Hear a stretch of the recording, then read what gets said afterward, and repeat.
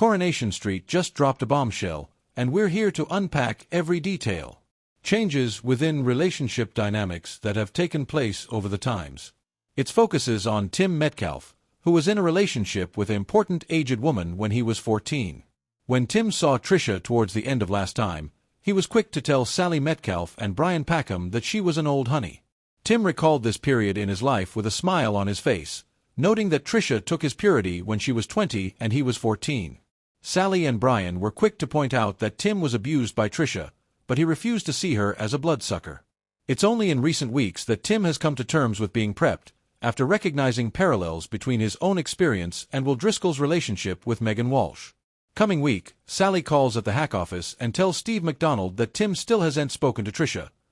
Focus for Tim also turns to Will, as he's asked to give him a lift to the train station. Unknown to everyone, Will has been intimately planning to leave Weatherfield and start a new life with Megan in France.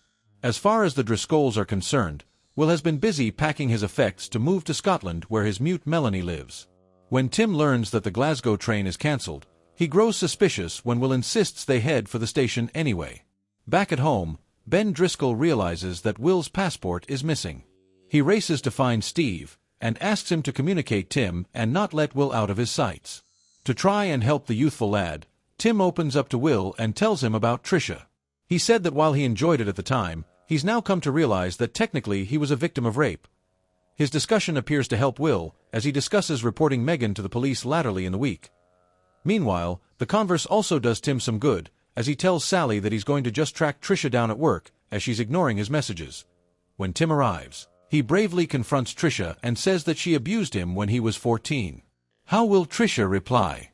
Coronation Street has verified a tense showdown for Tim Metcalfe coming week, as he eventually confronts evil Trisha Marlowe over her major grooming.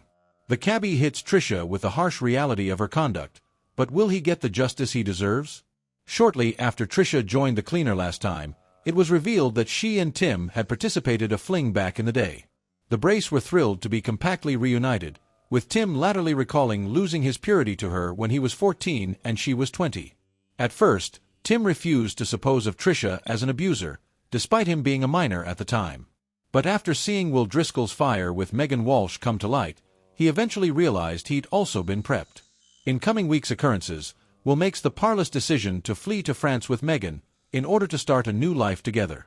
Swiping pound 2,000 from his family's safe, he heads off to the train station but luckily ends up in the reverse of Tim's cab. Having lately come to terms with his own abuse, Tim manages to talk Will out of the escape and indeed helps him realize the verity about the sports trainer. Latterly, the cabbie decides Trisha needs to take responsibility for her conduct too. In scenes that will state on Wednesday, May 13th, Tim tries to communicate Trisha again, after failing to reach her many weeks agone. But when she continues to ignore his textbooks, he vows to track her down and defy her face to face. Turning up to her plant, Tim corners Trisha into an uncomfortable discussion, making it clear that she abused him when he was just a teenager. How will she reply to his allegations? Coronation Street spoilers for coming week see a slew of dramatic developments on the cobbles.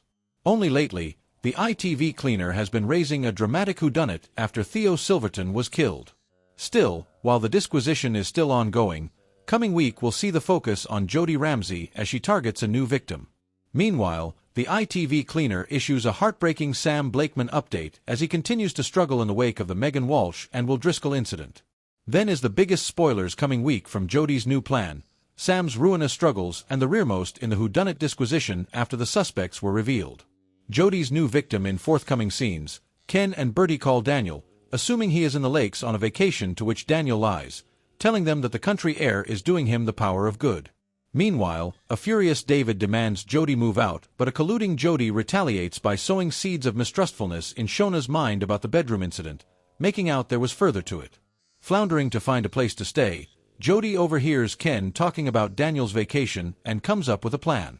Latterly, Jodie lets herself into the builder's yard flat and comes face to face with Daniel. Scarifying, Jodie makes out that she set up his spare key on the pavement and was simply returning it. Still, Daniel does not believe Jodie and orders her out. Threatening Daniel, Jodie warns that she'll tell his family that he is not in the lakes and explains that she's nowhere differently to go. Will Daniel give in? Latterly, Jodie calls at David and Shona's for the last of her effects, pretending there is no hard passions yet. As she leaves, her expression darkens. As the week ends, Jodie reminds Daniel that he is supposed to be back from his vacation and it will do him good to get back to normal. Meanwhile, Jodie overhears Cassie laying down the law to Bertie and Doran outside the cabin, where she refuses to buy them any sweets. When Jodie makes a dig suggesting she's too old to look after youthful children, Cassie marches off, to which Jodie slips a bag of sweets to Bertie and Doran. Heartbreaking Sam update in forthcoming scenes. Sam begs Hope to accompany him to the Red Wreck domain to watch a meteor shower, but Hope refuses. Latterly, when Sam sees Will coming out of a classroom and giving an evil look, Sam's left rattled. As a nervous Sam sets off for the Red Wreck, Will threatens him and Sam drops his telescope, smashing it on the ground as he runs for his life. Latterly, Leanne finds Sam and Hope in Victoria Garden surveying the broken telescope and asks them what happened. Hope urges Sam to tell her about Will. Yet effects take a dramatic turn when Hope decides to tease Sam about his preoccupation with Will, to which Sam loses it. Following the day's events, as Sam heads down the Ginnel, he sees Will, who threatens him. Latterly in the week, as Sam gets ready for his calculi test, it's clear he is not himself and Leanne's concerned. Meanwhile, Nick and Toya state their enterprises about Sam and wonder if some comforting would help with his anxiety. Sam listens in and overhears a veritably different discussion. Latterly, Sam is affrighted to suppose that his family do not believe him and he is entirely on his own in a further heartbreaking development. As the week ends, Nick and Toya partake their enterprises about Sam with Roy, who offers to call by for a game of chess. Roy finds an agitated and worried Sam surveying a shadowing device he set up in his academy bag. Who's tracking Sam and who planted it? Whodunit disquisition. Meanwhile, as the whodunit disquisition continues, Tackle and Lisa agree that Gary's justification does ent mound up. Meanwhile, a hostile response from Todd leaves Lisa suspicious as she interprets his enmity as guilt. Latterly in the week, the police call at the builder's yard and start gathering implicit substantiation, including some scaffolding poles. Meanwhile, Lisa tells Tackle that they could not recoup the deleted CCTV footage from Gary's computer and they are back to square one in their hunt for Theo's killer.